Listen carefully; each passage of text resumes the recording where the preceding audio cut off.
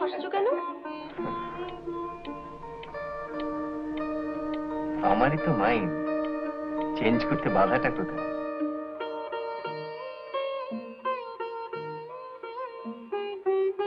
যতটা বলো ততখানি সন্দেহ হয় এখনো?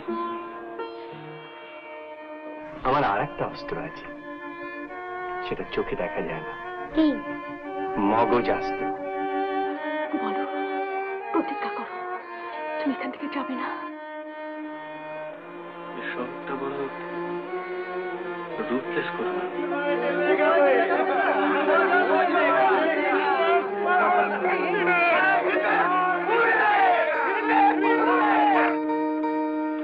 Oh God, it's a tough life.